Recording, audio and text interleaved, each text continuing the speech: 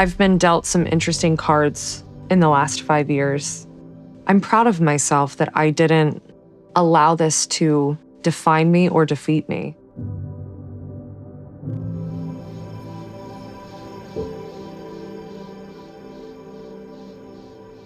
I'm a country music singer-songwriter, and I have recurrent pericarditis, a chronic heart condition that can last for many years. I grew up in a small town in Kentucky, and from the time I was 3 years old, I was telling my parents that I wanted to sing on the Grand Ole Opry one day. As a kid, I felt the most understood when I was able to write songs, and I still feel that way. My story has gone in so many different ways that I didn't expect it to. But because of that, it has allowed me to be a vessel to a lot of hard and uncomfortable situations that, as human beings, we go through. In June of 2020, I remember walking up this hill. I'm short of breath, and I'm feeling this stabbing pain right in my chest. It felt not like what I thought a chest pain should feel like, and it felt really hard to get up that hill. And I experienced that pain for the next couple of weeks with no relief and just kind of dealt with it and didn't really tell anybody, because anybody I told, it was, oh, it's anxiety, you're just stressed. About 6 months later, was at home and I felt that pain again. And so this time I knew it wasn't anxiety, and so I decided to go to the doctor. He did a routine examination and said, "You look fine to me." Well, when a doctor tells you that, you trust them. I went to dinner with a friend and I ended up fainting at the table. When I came to, I could only get relief if I bent over. And I could only breathe almost like you're taking small sips out of a straw. So we went to the ER, and that is where I first learned you have pericarditis. My doctor made it seem like it wasn't a big deal.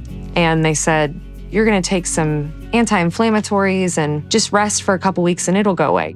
So if I'm honest, I didn't really take it that seriously. I kind of went back and forth like this for a long time, where I would have these flares. I would call my doctor. They would say, take some medicine and it'll be okay. And for a while I was okay with that, but I wasn't really understanding this is a problem. These flares are not just, oh, I'm having, a little chest pain. This is a serious issue. This past year I was on tour and it came back. It was bad. I had a doctor check me out, and he looked me in the eye and he said, you do not have pericarditis. And I looked at him and I said, I promise you I have it, but I'll play the show. A couple days later, I get to Nashville and the pain is intensifying to a level that I had never experienced. I remember telling one of my team members, I don't feel right about this. And again, I told you I get relief when I'm bent over, but it gets really bad when you're laying down. So I'm laying in bed that night and I was really scared. So I woke up that day and I called my doctor and I said, I have to come and see you. Finally, somebody says, you have recurrent pericarditis. Nobody wants to hear that you have something wrong with your heart. That floods your mind with a lot of health anxiety and a lot of, oh my gosh, well, why is this happening? And why can't you tell me why this is happening? Should I be scared? And she said, you need to take it seriously. I need you to keep your stress level and your physical activity way down. As a performer, I'm afraid sometimes to get on the airplane, or I'm afraid to get on the bus, or I'm afraid to get on the stage, because what if it happens? And I don't want to live in fear, and I'm living in fear. I, at one point, had to keep my heart rate below 110 beats a minute. And when you think about that as a performer, when you're playing in an arena or a stadium or a theater, it's almost impossible.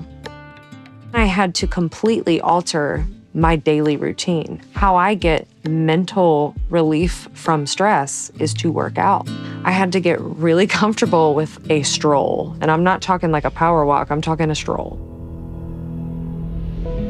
When I went public in the middle of a tour and kind of just told people what was going on and that I had recurrent pericarditis, I can't explain how much support I had. I did not have one person at a show make me feel anything less than loved and supported. What's funny is they think, oh, you're being honest and real with us and we don't feel alone because of that. But really in return, I feel that way too. I feel supported, I feel seen, I feel understood, I don't feel alone. I think not allowing these things to disrupt your life to a level that you can't live it, I'm proud of that. I hope that anybody who's dealing with this will, first of all, be your biggest advocate, really understand your symptoms, find a doctor who is going to really care about you and really want to help you to figure out what the best treatment is for you. It's important to share your history with your doctor because they can connect dots that maybe you don't even realize are dots. If your body doesn't feel right, listen to it and don't take no for an answer.